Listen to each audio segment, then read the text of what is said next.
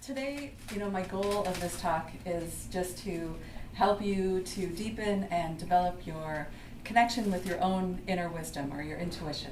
And so, we're all intuitive, and so we have these gifts that everyone has had, I'm sure, an experience where you just knew someone was calling before, like you thought of someone and then all of a sudden they call, or, something like this where an idea pops in your mind and then you'll see it like on a billboard, or, there's just different things where intuitively I think we're receiving these messages, but it's just a matter of paying more attention to it and then honing them.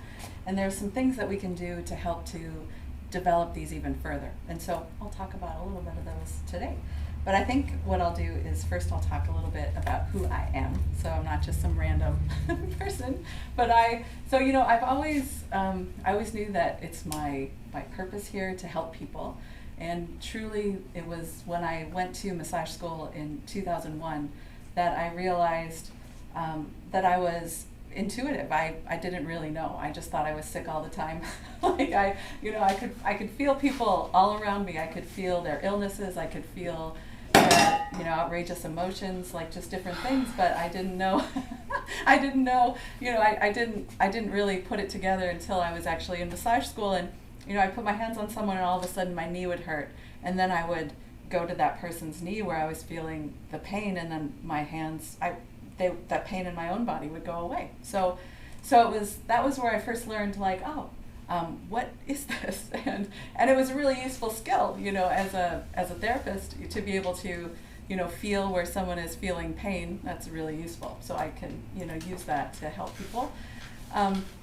So what that skill is called, or we have these things that are called CLAs, and CLAs, like you probably have heard of clairvoyance, but so that is, it just means clear. So clear seeing is clairvoyance. But so what my primary Clare is clairsentience, it's called. So it's where you can feel, it's clear feeling. And so, or clear empathic, that is another thing where I can feel people's emotions as well as like their physical bodies. And so so after, through I've taken all sorts of different, introduction to like learning your intuitive skills. I've taken different trainings with all sorts of energy work. I'm a Reiki master teacher. I've taken quantum healing and quantum touch and healing touch. And I went through all of the different energetic modalities to try to learn, everything that I could. I also then, let's see, what else? So in 2009 is when I took my first, I took this training.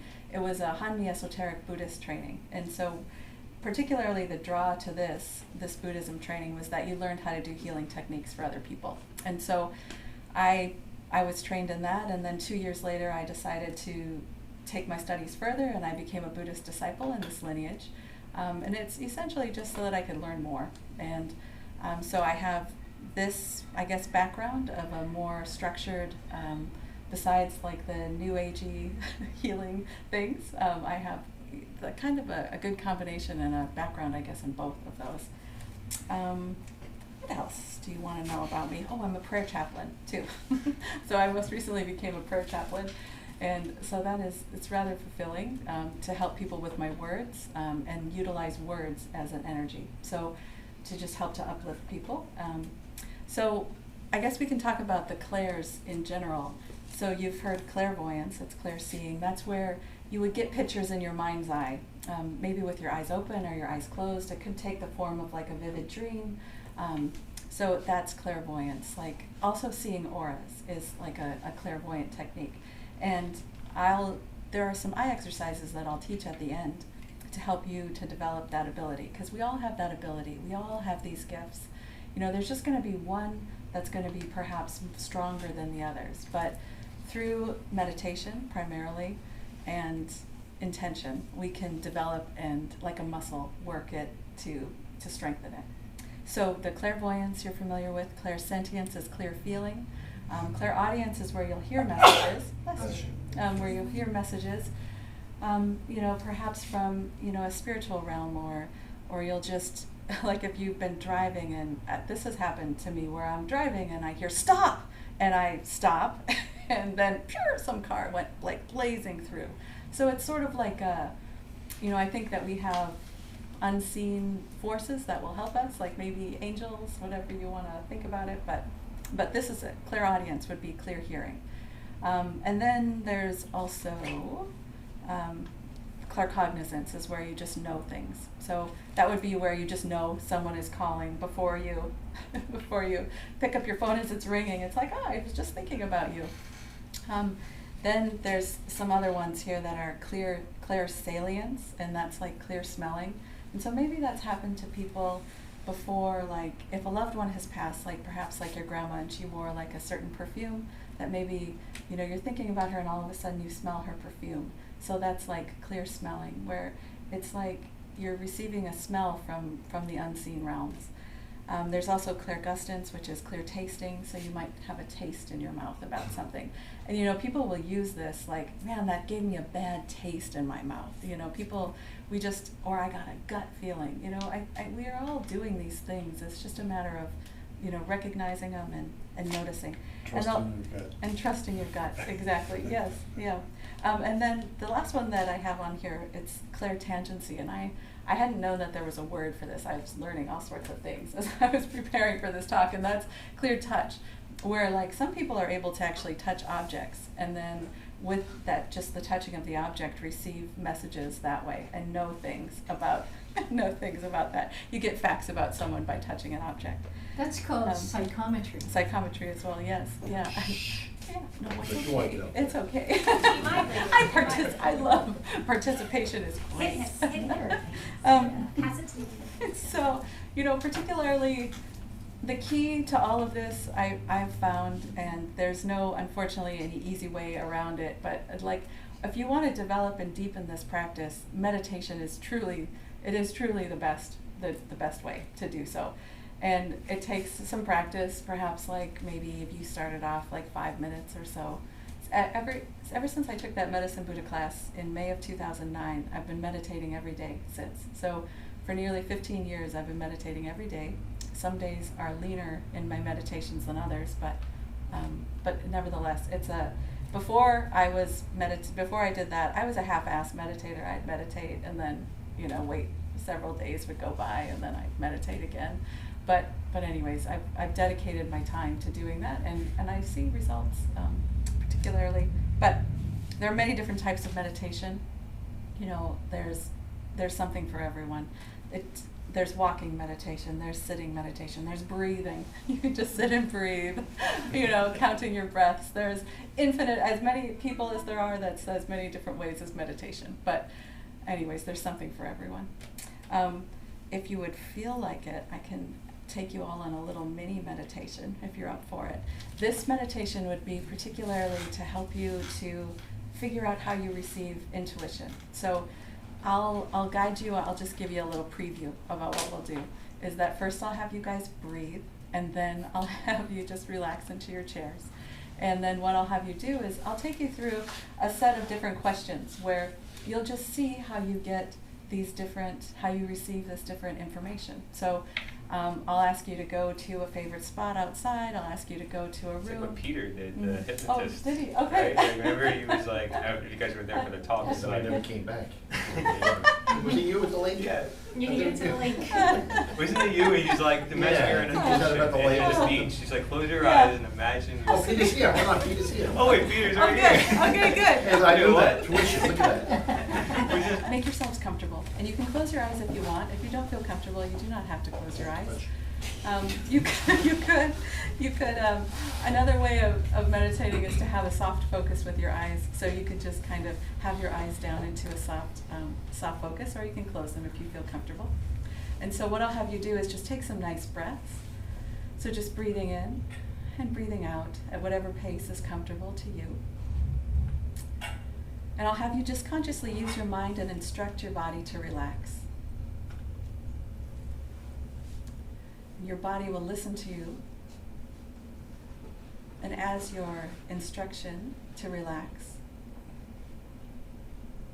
is reaffirmed, you just feel even more and more relaxed where you are. And so I'm just going to ask you a few questions, and then as I do, just graciously accept the first answer that you notice. There's just no right or wrong answer. It's just a way of exploring your inner mind and how your mind prefers to give you intuitive information. So just please imagine yourself in your very favorite room. And just allow yourself to become aware of all the objects in your very favorite room.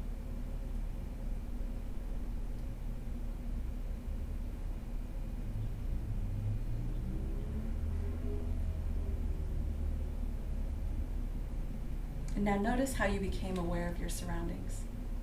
Did you receive visual impressions that are sharp or vague? Perhaps you sensed a knowing or carried on an inner dialogue with yourself describing the objects.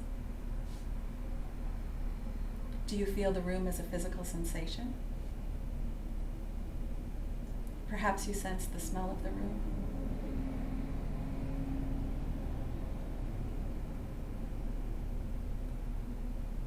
And now, please go to the center of your backyard or any favorite outside area. Take a moment now to decide where you want to be.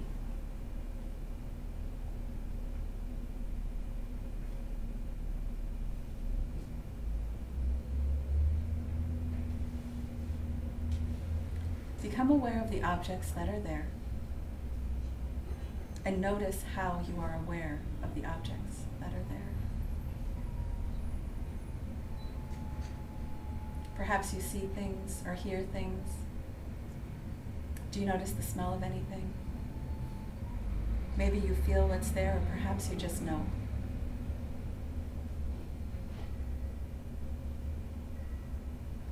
And now just simply remember which senses are most dominant for you.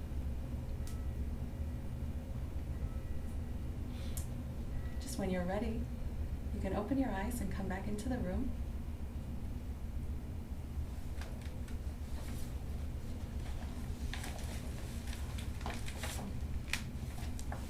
Did you notice anything? Were you able to picture your room or go there? Any which way? I did this with my daughter earlier, and I just tried to just wing it, and so I didn't have my little sheet to say all this stuff, but she said to me, she goes, well, I didn't really see stuff, but it was like I just told myself what was there. And so I was like, oh, that's an inner dialogue, you know? So everyone is different. Like, I'll see things like in a dream, or it's not like I see things with my eyes, it's like I see things in the back of my head. I don't know how to describe it. I know other people feel things or sense things, but nonetheless, that's just a little exercise for you to just see how you receive intuitive information. And as I said before, we have the ability to cultivate this and to grow these skills. And so, if the feeling nature, like myself, is the feeling nature was the thing that I just could do really easily. But I really, really, really wanted to see things. I mean, I trained with psychic mediums and shamans and sound healers, and they could all see all sorts of shit that I could never see, and I really wanted to see it, and so I really dedicated myself until I realized too that it was like I was always trying to put myself in, try to do what they do. And I realized there was no way. I had to just figure out how I received information. Because they receive information like they receive information. You'll receive information like you do.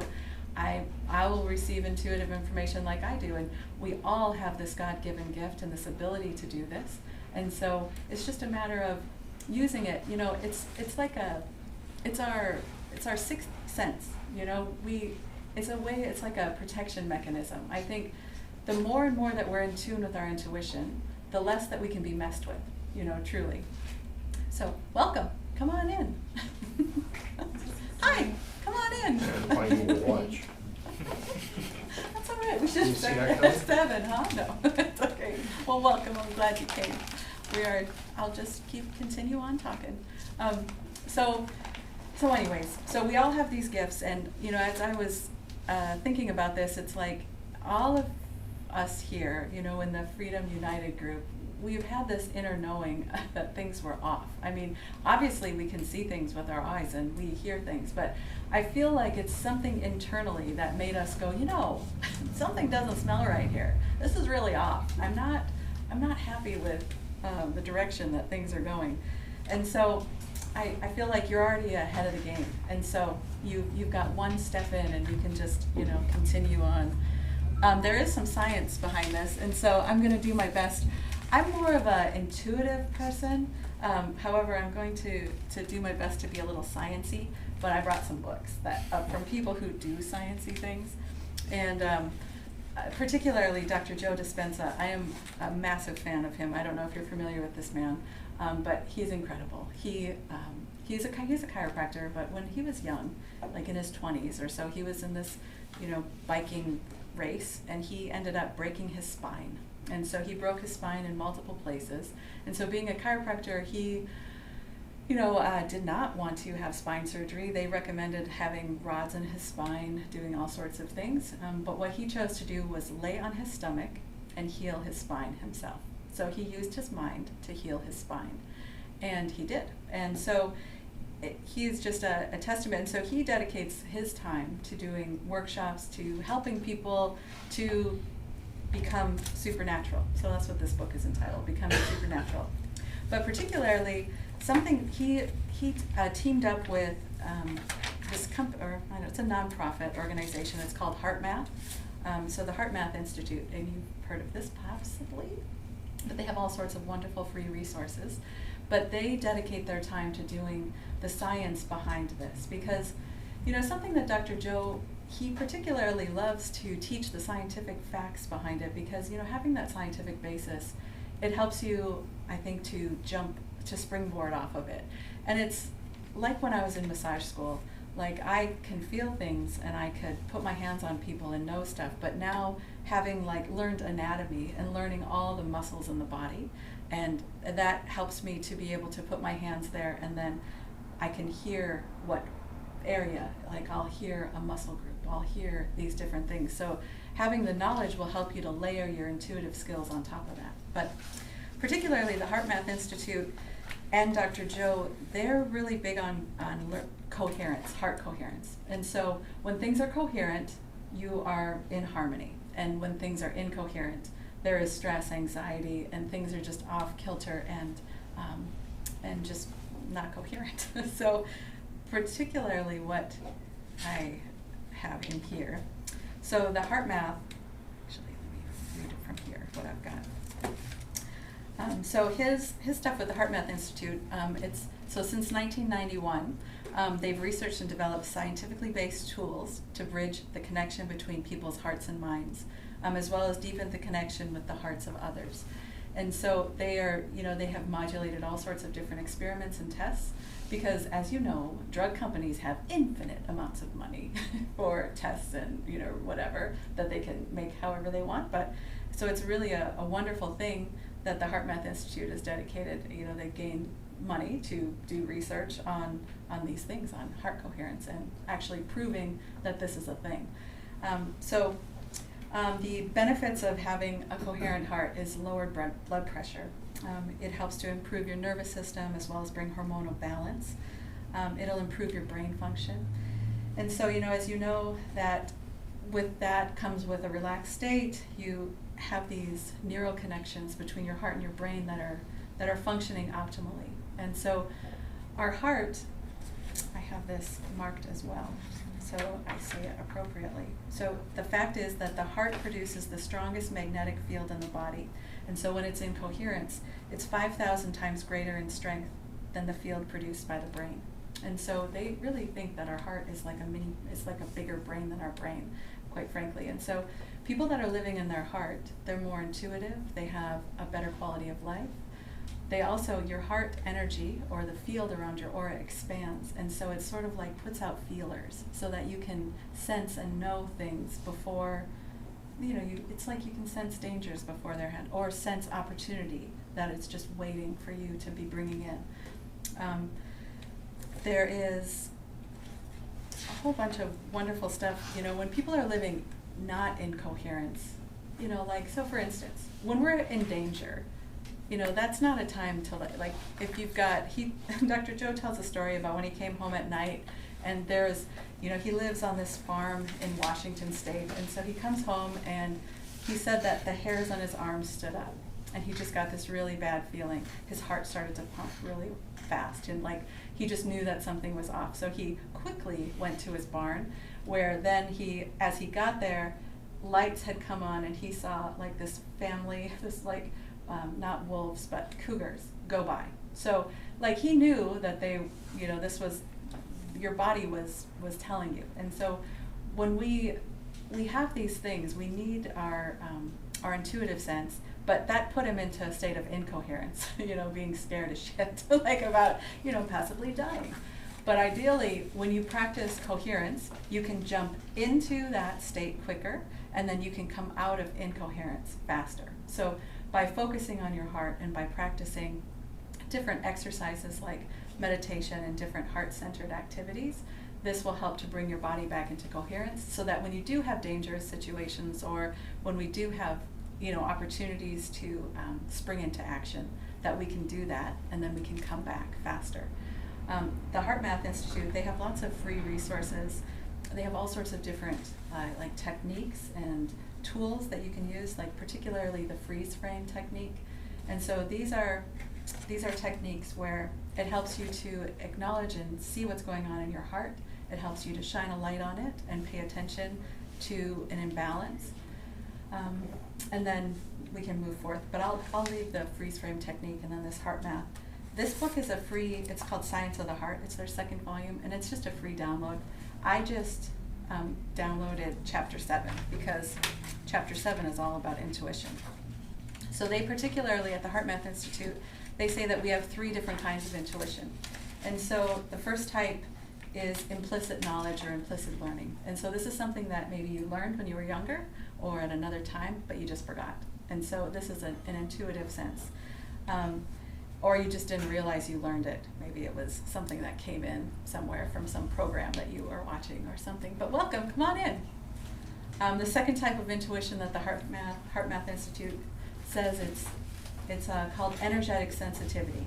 And so it refers to the ability of the nervous system to detect and respond to stimuli or different frequencies in the environment. So for instance, like some people just know that an earthquake is going to happen before an earthquake happens. And so they have found through the HeartMath that you can actually, there is different seismic activity that is physically recorded, and in some people they physically feel it, so they feel it in their own body and they know that it's going to happen before it happens. And then the third type of intuition that the HeartMath Institute has defined out is that it's called non-local intuition. And so it just refers to the knowledge or the sense of something that can't be explained by the past or forgotten knowledge, or by sensing the environment. And so an example of this non-local intuition is that some of you might be parents, and so it's where you as a parent may have just known that something is wrong with your kid, and you don't know why. You just all of a sudden know, and then you would need to reach out to them. So that there's no explanation for that. There's just that's just an intuitive sense. So that's something that we all have. We have these abilities. But anyways. Let's see, where do I want to talk about next? Do you guys have any questions? Yeah? No, whatever happened with the wolves? Oh, with the wolves? Oh, he was fine. He went to his barn. They went by. His farmhand was there. He got his gun. They got his gun out. No, he didn't get eaten. Yeah, it was totally cool. Like he got his gun. He did live to tell this.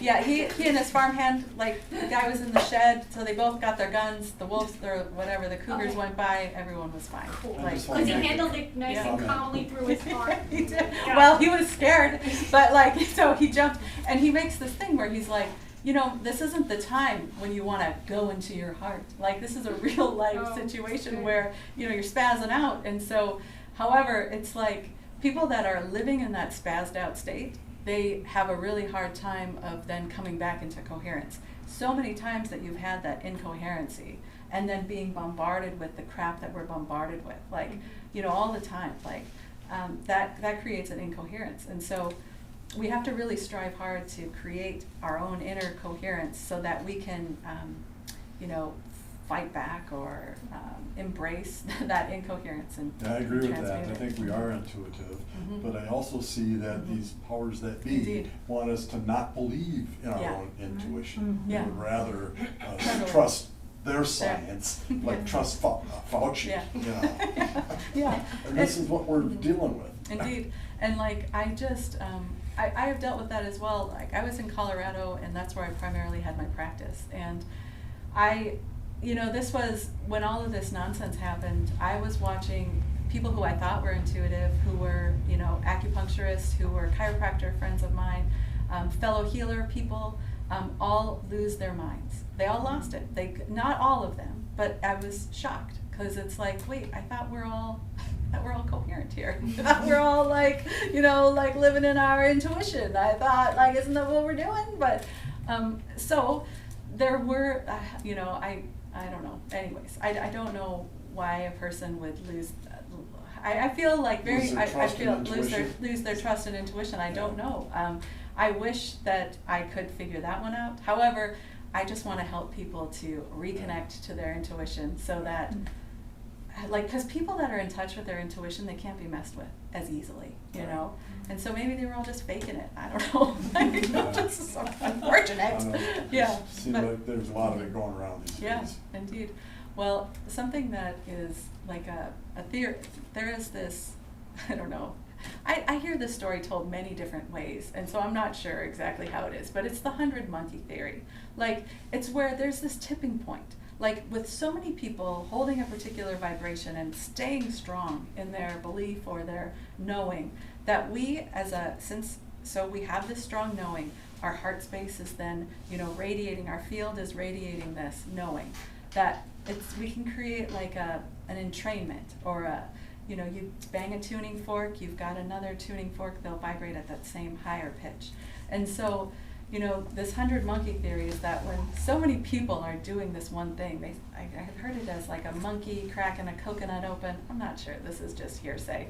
Like on this island, and then hundreds of miles away on another island, the monkeys at the same time learned how to do that as a certain like tipping Yeah, point I was of just gonna monkeys ask. learn this. Yeah. I was going to Mhm. ask Mmorphic resonance. Mhm. Have Yeah. you heard of that? Of Mmorphic resonance? Yeah, Tell me because the- I was given the story of like a pregnant mother just Mhm. knows like what the baby wants Yeah. or like what's happening with the baby, or like a dog or a cat Mhm. or like a bird knows where its owner is. Yes. And if it's coming home, like these are things that science has a hard time explaining, but doctors have written about through like Mmorphic resonance as like an example. Yeah, like they create these words. It's like, I'm like, oh, it's like an intuitive vibe, like a Mmorphic resonance. That Yeah. sounds, and like Russian researchers, they have, they call it the bioenergetic field, or that's the aura. But they've done, you can take pictures of an aura, like with Curly-Non photography. There's different machines that you can put your hand on, and then it'll scan and like it'll show this different degree of light that's radiating around you, or your aura, or your bioenergetic field. So there are all of these different scientific, I don't know, ways that they're trying to explain it. But it's a very tough thing to explain. But we all have it. Any more questions? No. Are you familiar with the clip yeah. eye? Yes. Yeah. Okay.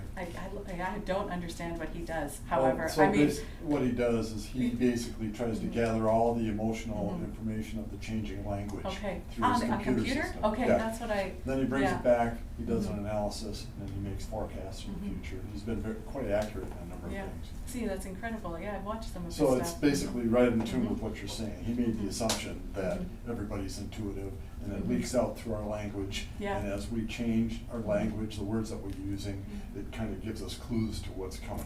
Yeah, I think that's great. Is that the Mhm. person that writes The Simpsons and stuff? I'm No, just saying. I'm no, like- the guy that writes The Yeah. Simpsons is probably in the cabal. that Oh, knows okay. what's coming. Yeah. Clifford's trying to figure out what's coming. Yeah. He knows and puts it out there. Gotcha. Yeah, there is this. I feel like these things, people are like seeing different. I think for myself personally, I guess, and that's all that I can speak from, is that I used to like, so so I used to think, like, I worked for a chiropractor where this is before I had my daughter, she's 16, and like, he could see auras, and it was great. He didn't vaccinate his children, and so I learned about all this stuff, right? And so I carried up through these things. However, I would still, like, in Colorado, I would still, like, I don't know, I like listen to NPR. Like, this was like, it wasn't until there was this massive shakeup, man, like in 2020, where it was like, all of a sudden I got like snapped out of like some haze that I was in, and I thought I was out of the haze, but really, truly, I was in a haze still. Like, it wasn't. So I appreciate the growing clarity, and nevertheless. So I don't know. I think that there is some programming. Obviously, we're being programmed as well. You know that we are being programmed like over and over. So I appreciated your talk. My daughter did as well. but so nonetheless, back to our intuition. There are skills and tools that you can do to grow your intuition. And so, as I had said, meditation is key. And so, if some people have a really hard time with meditating, and so perhaps you would think of it as something fun. I mean, maybe walking meditation, maybe picking like a phrase or a mantra or something and like just saying that over and over. I never had much success with like staring at a candle and like trying to breathe. I mean, my mind would just wander until I read this book, this one, The Untethered Soul. I don't know if you've read this book, but it's incredible, and he talks about the observer self, and like, okay, so this is what would happen to me when I'm meditating. It's like, I would think about all this crap, and it was like this constant like inner dialogue that it was like, why, what is going on? But, so you may notice that when you meditate that there's like this dialogue of stuff that's going on. And for instance, it could be like, oh God, this chair is so hard. Like, oh, I forgot. Did I leave the stove on? Okay, no, I didn't. I need to call back Paula. I have to do, okay, no, I'm meditating, I'm focusing. Gosh, it was sure a nice day today. Like, these sorts of things. And so noticing, like, there's something that happens. Our observer self is the self that is like the truth of us, that's behind that. That inner dialogue, that inner voice is interesting, and it is, it's some mechanism that we have going on in our body. But the truth is that if you can notice yourself thinking those thoughts, then you've got an in. Like, you've got it. Like, because that's your observer self. Whatever just noticed that you were thinking those thoughts, that's your observer self. So spending time noticing and like sitting with that observer self and noticing that that's the truth of you, not whatever inner commentary and dialogue is going on and on and on. So that is another way of helping to kind of work through this. And let's see, so yeah, meditation, but then lastly, so we have the ability to see auras. Everyone can see them. Children oftentimes can see them. So you all could see them when you were young. And perhaps, lots of people see them now. But what the aura is, it's just this field of energy around us. And as I had said before, there's an ability to take pictures and to be able to see a person's aura. It can be translated onto, with an actual photograph. You'll put your hand on it and it translates that into a picture around you. But we can see these things. And kids, oftentimes will see them and then they'll be coloring outside the lines. And people, parents, unconscious parents sometimes are like, color in the lines, but really oftentimes children are seeing auras and they're coloring what they're seeing. But there are ways where you can tune your eyes to be able to perceive subtle light. And so in one of these classes that I took, I learned, I had purchased this little book. It's called How to See Auras, and it's by Ted Andrews. And so he has incredible eye exercises in there that you can search around and do that yourself, or just get this little book. It was like $6. It's How to See Auras. But I think what I'll teach you today is just a couple exercises that are easy that can translate into doing right now, as adverse to having, like, I'll teach this class and I'll have like the printouts where it's like a dice looking thing. There's 5 points on it, like a dice shape with 5, so dots in each corner. There's also another exercise where it's just a spiral. And so it's a black spiral on a white paper. And what you'll do is you'll draw your eyes in and then you'll bring them out through the spiral. And so by doing that, that's helping to train your eyes. And then there's also a white star a white, star shape with a black background. And so you're going to do kind of the similar thing with like the spiral, where you'll go in to the middle of the star and you'll bring yourself out. And then by doing this, it's just going to slowly increase your ability to perceive these subtle light changes around people. And then there's the last exercise where you'll have a white piece of paper and you have all these circles cut out. And then we'll put that on the piece of paper, and then you'll do these same motions with the spiral on the white paper. And you'll do that for a few seconds, and then you take the paper away, and then you'll see the aura. It's a different color that you see there. And so those are some exercises. But for today, what we'll do is that a way that you can do this that's really easy. There's no white walls here, but it's really easy if you have a white wall. And so you'll just look at your hand with like the background of the wall, and then look above your hand. And you look above your hand, like kind of like, if you're familiar with those magic eyes, that was something that was like a thing, like we're a 3D image, you look at something and then it pops out all of a sudden. And that is a similar technique to how you're going to see an aura. It's like, it's a soft focus. You're not going to really look at it. You're going to kind of like look around it or look through it, but it's just a soft focus. That's probably the best way. It's not staring at it, but it's bringing to a soft focus. And then with the white wall, you'll look above your middle finger, maybe about like that much. And so you'll do that for about 15 seconds. And then after a little, with some practice, perhaps maybe even just the first time that you do it, you'll notice there's like this little halo.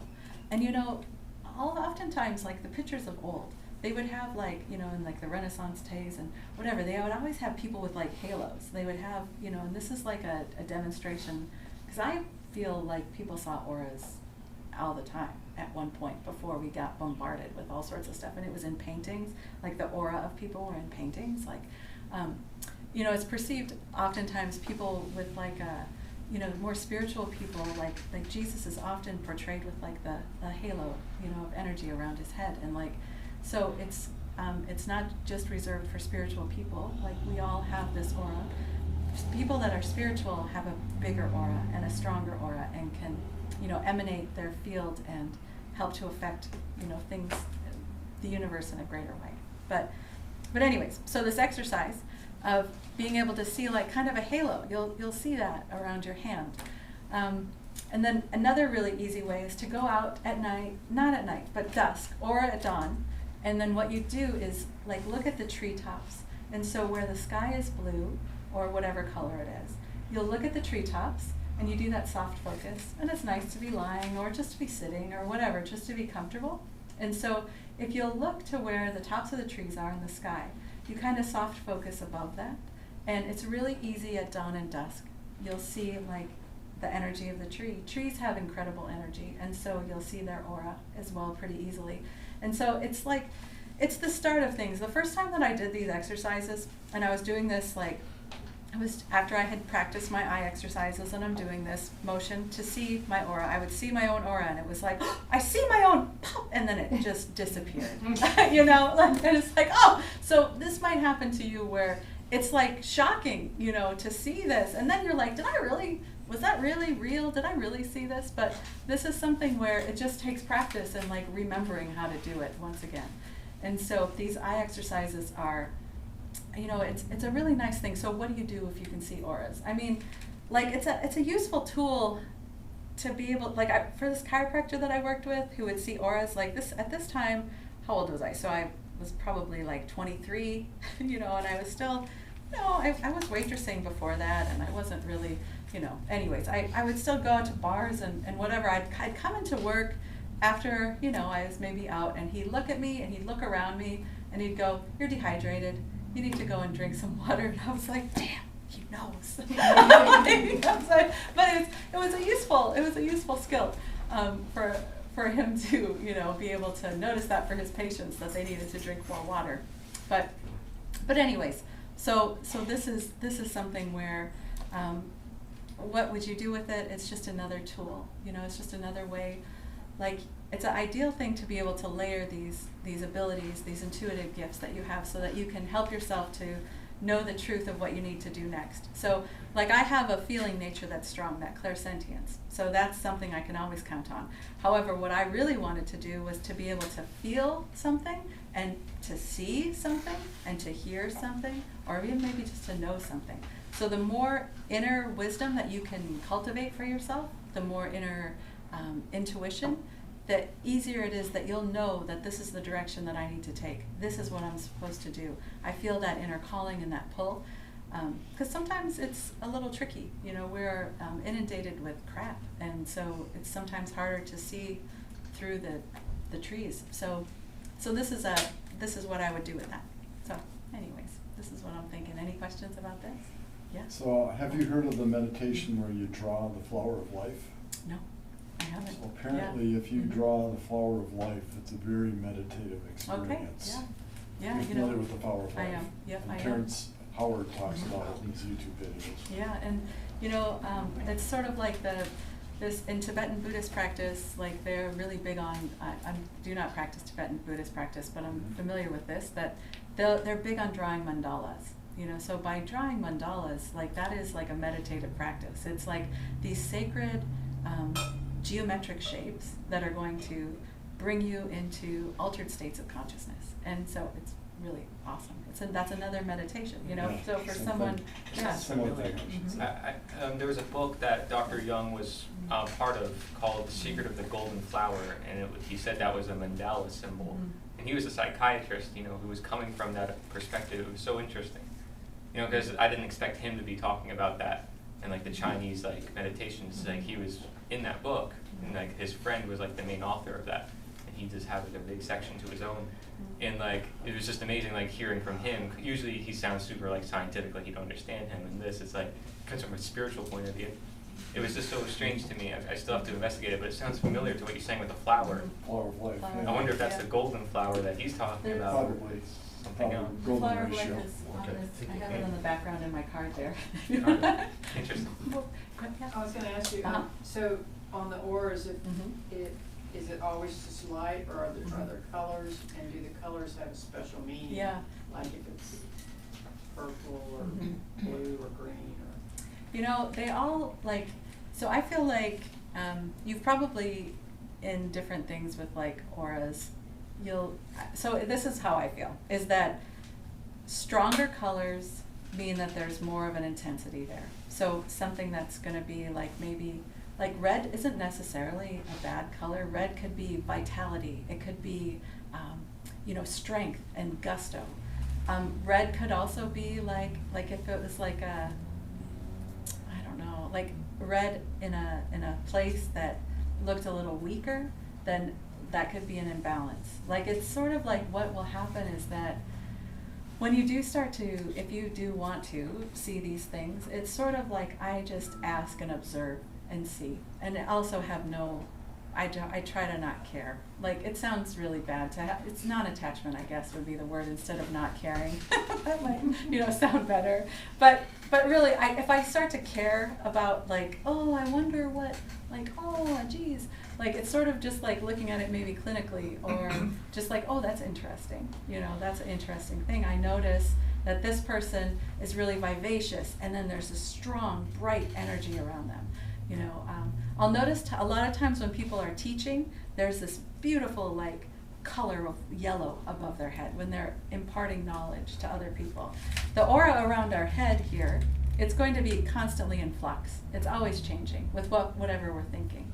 So like this could be, you know, a multitude of different colors throughout the day. So it's sort of like that, it's maybe not going to tell what a person is, you know, going on in their body, but it's just what's going on in their mind, or what's going on, I guess, in their head. You saw really. black around No. him?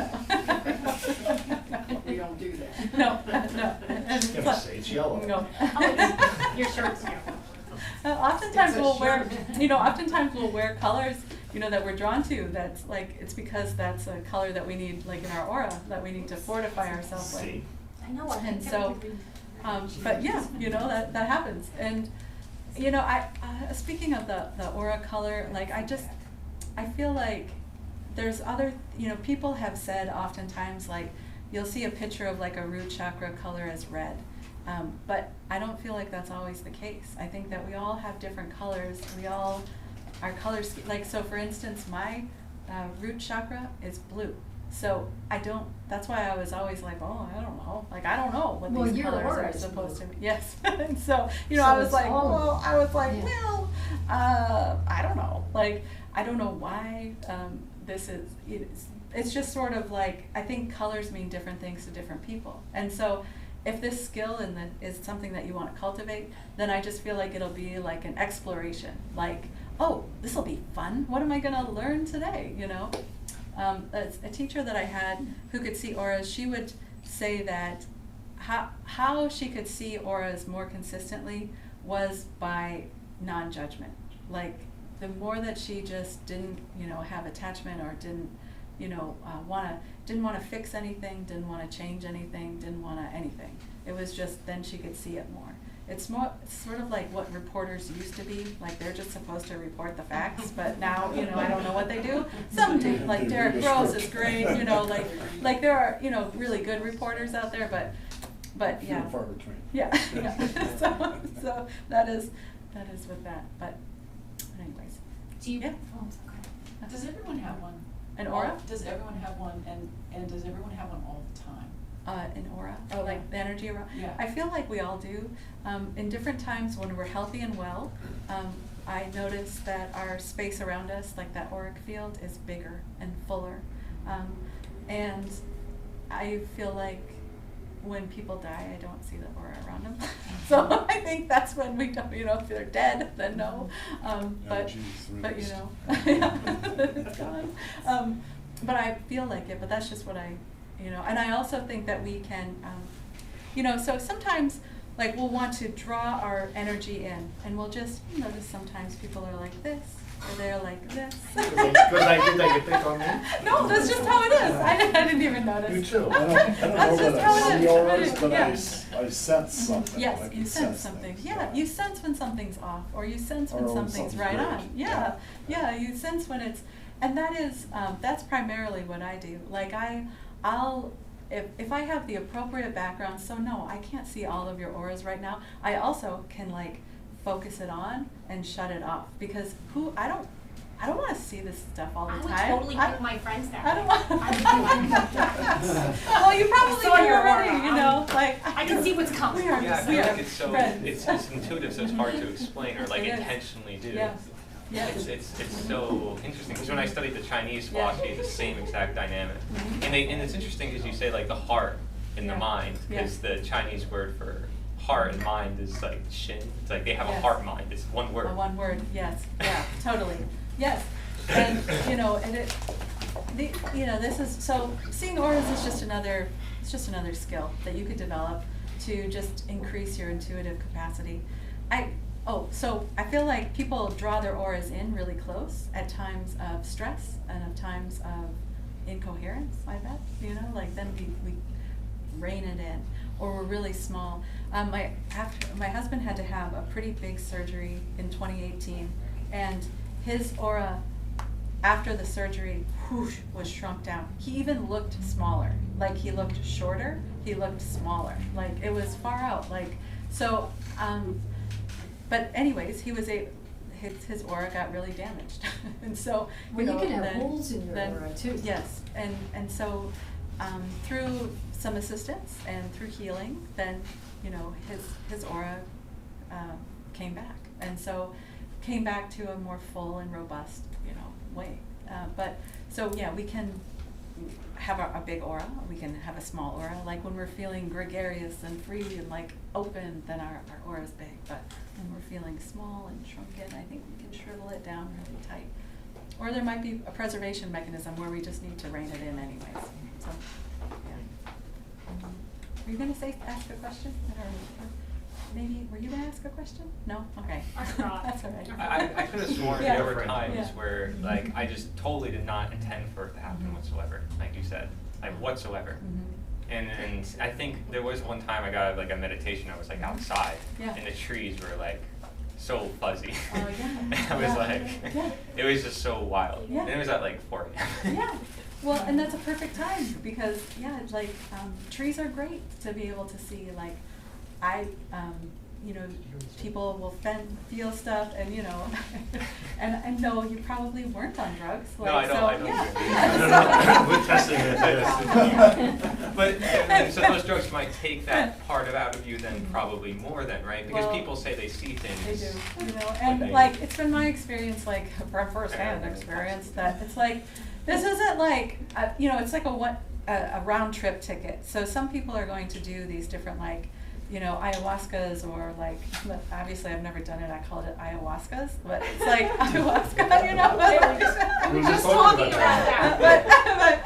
But Wow. so like, you know, the different things, like, these different I guess these different plants or whatever that are gonna like help people like to see these things, to see auras, like, or to see different, you know, trails of stuff. That all goes away, and like, that's not going to be lasting or staying. Well, it can be. It could be. I have used several Retain it in people. your memory. Yeah, it's true. For some I guess. people, that was like the Mhm. thing that made them get into like learning Yes, all this the stuff. learning. I've met some. Yeah, there's a Yes. catalyst there. And I appreciate But that. you're right, it's not. It doesn't, you know, it's like, Anwar said like you pick up the phone and then you don't Yeah. stay on the phone. You know, it's like you put Yes. it down. He described it like that. and it's something where I feel like these things are good tools, you know, they're good tools to use, like, especially at different times. Like, I've had clients that do like microdosing of, you know, different psilocybin, and like, so they're gonna use these mushrooms to like, in a super small dose in like a therapeutic realm. And, you know, so I feel in craniosacral sessions, I'll feel an unwinding in the tissue. And so I literally will feel tissues like moving, like they, to me, feel really big, like it's unwinding different traumas and different issues. However, this one gal, it was moving so slow. And then the next time that I saw her, things moved so quickly, and I was like, what did you do? And she had her first mushroom like counseling session. So Oh, wow. it was like a microdose where she had a counseling session. It was in a therapeutic session, and it was incredible. Like, she was able to unwind and transform incredible amounts of stuff that she was locked into place. And so I do feel like there is a catalyst, you know, it can be. Is that the next one we're gonna have here, mushrooms? Yeah. You can treat PTSD. With It samples? can. You want samples? But you know, it's, Sample, it's yes. like with everything, right? Like, some people are then gonna just go way overboard, man, and like take it way Right. too far. And so that's not good, because I would work on people who did ayahuasca, and then they would do it like, you know, they would get these incredible insights, and then they would go back to their jobs, and then I'd work on them, and they'd be their energy field was super dirty, and they would just go back, and then, Right. you know, have to do it again and again and again. And it's like, well, maybe one time, or, you know, I don't know, for a person, everybody is different, and, There's but. a tree root, Mhm. ibogaine, it grows in Africa, the iboga tree, and apparently that is great for getting out of heroin addiction. Sure. And alcohol addiction. Yeah, I mean, yeah, Go like, with that one. there are plants, like, God created this earth with incredible, like, the healing potential for everything that we're like messing up. So it's like, I love that. Like, you know, there are ways to repair and revitalize and help ourselves, and, Natural. you know, natural. Yeah, you know, and so this is a good thing, but. You said craniosacral Yeah. therapy, that Yeah. thing you do for Yeah. like the head, and I Yeah. had someone do it once, Mhm. and they said I was like imbalanced on like one of my. How does that work Um, exactly? What it is, it's like I work throughout the whole body, but I'm feeling for something called your cranial-sacral rhythm, and this is like a rhythm that goes from the bottom of your spine to the top of your head. Our body is continually expanding and contracting, and so where we've got trauma sitting in our body, from whether that's trauma from, you know, a physical trauma, an emotional trauma, a mental trauma, a spiritual trauma, that there's going to be not an appropriate, there's not going to be an appropriate expansion or contraction. And so cranial-sacral work is going to just help I'll tune into your body's inner wisdom. So whatever your body knows what it needs. And so I just have to listen and then help to facilitate that unwinding. And so perhaps, you know, I'll work at a person's head, or I'll work through their torso. I may raise a leg up. I might work at their knees or their elbows, or or throughout all of the body.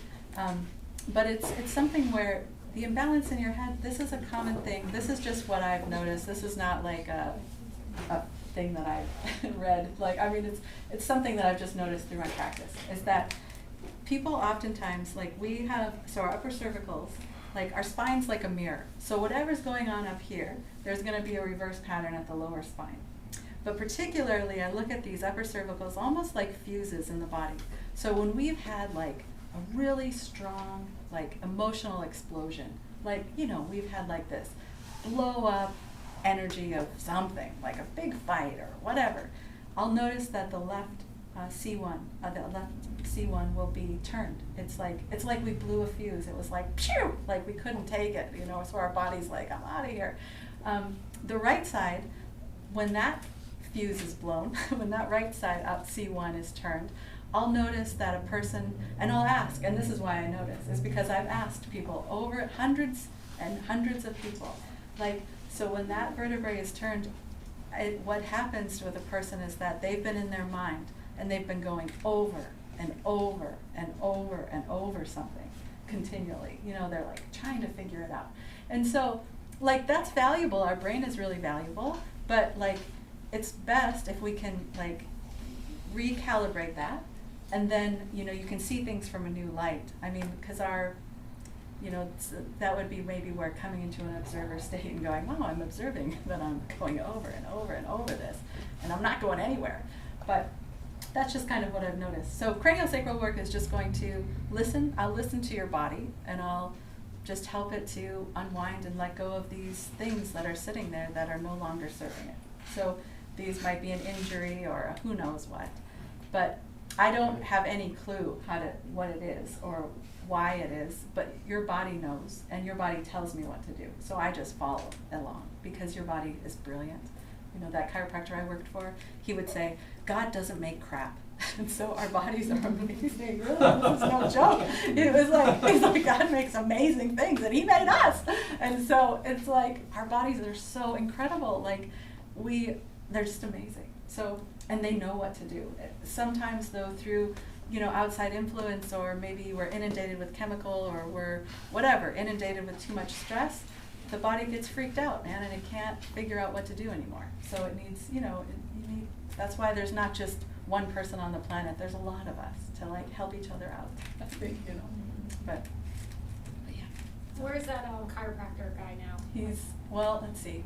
He was in Colorado, and then he went back to California, and then the last I heard, he was in Mexico. Oh, see, he knew where to go. He did know where to go. He did. He's on the run. Yeah. Consider the states he's in, I can understand. Yeah, he was great. Like, he was very great.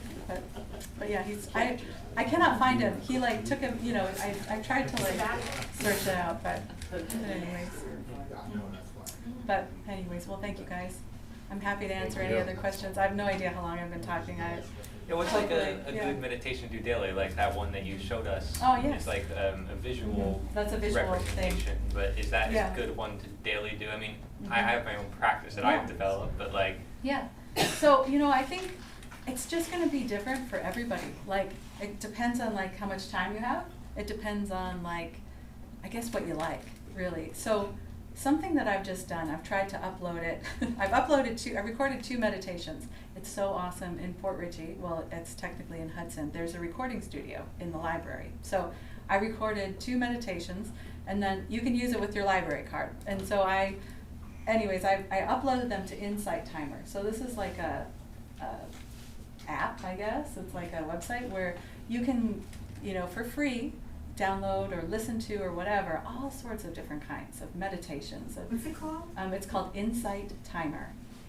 Yeah, INSIGHT and then Timer, TIMER. At the App Store? Yeah, you can go through there, and like you go to their website too. And there's like a singing bowl, like for their little logo, so that you know you're at the right place. But anyways, I'll have 2 meditations on there eventually. I have tried, they won't let me, I need a professional picture of myself. So if any of you have a camera, like, I would love a picture. Oh, can you take a picture of me with that? But yeah, so I need to upload. They sent me a response saying that your picture looks like a selfie and you're not allowed to have that. And I was like, oh geez, I don't have a camera. So anyways, you can use Insight Timer. You can, like, you could just do breathing meditation. Like a mindful meditation is like noticing what's around you. So it's, you know, I like just that one the best. becoming mindful. Yeah, like noticing, like, you know, opening your eyes and like bringing yourself to the present moment by actually looking at things and like labeling them out loud. Like, oh, I see a bag, there's some eye pillows, there's these wool balls, there's this soap. You know, it's like bringing yourself, because often the whole point of meditation is to bring yourself here and now. And so, or that's one of the points of it anyways. Instead of, because oftentimes we're future tripping or we're like lost in the past somewhere. Like we're imagining things that haven't even happened, that might not ever happen, and making ourselves super stressed out and anxious about it. Or ruminating over the things in the past that we can't really, you know, do much about anyways now. I mean, maybe we can, but you know, it's usually thinking about emotional things or whatever. So it like pulls our self, you know, out of the present moment. And so, you know, doing those things help to bring you here. I'm fond of like doing healing type meditations. So I love to do meditations that help heal like something or help with something. Like so creating like a blue ball and like, you know, bringing some injury or illness into it and, you know, using your mind and your energy to heal. Like some, you know, something like this. But everyone will have a different, so this is a really no answer for you. I'm sorry. Well, there is a video, like, there was a time I was getting a lot of, like, migraines, and there's this very popular video online, it had, like, millions of views, and this guy, all he said was, like, just ask yourself these 3 questions, like, close your eyes and ask yourself these 3 questions, like, where is the headache, what color is it, and what shape is it? And you just keep asking yourself those questions, and eventually it goes away. And it actually worked for a lot of people. Awesome. And it was wild. Yeah, well, that's far out. See, yeah, that's like, that's in the CranialSacral technique, there's this somato emotional release part. And that is part of that too, is that if there is something that a person notices and it's not moving, then I'll engage them in that. What do you notice? Where do you notice it? What color is it? And then what color would you want to bring in to, what color would you like it to be? You know, like, because most of the time people are like, it's this nasty ass, like brown, gross, puke green, you know, and then what do they want to see? Like, they want to see, you know, a bright, brilliant, you know, clear, you know, something. So that is a great technique to do, for sure. So, anyways, thank you all. I appreciate Thank it. you. Yeah. Well,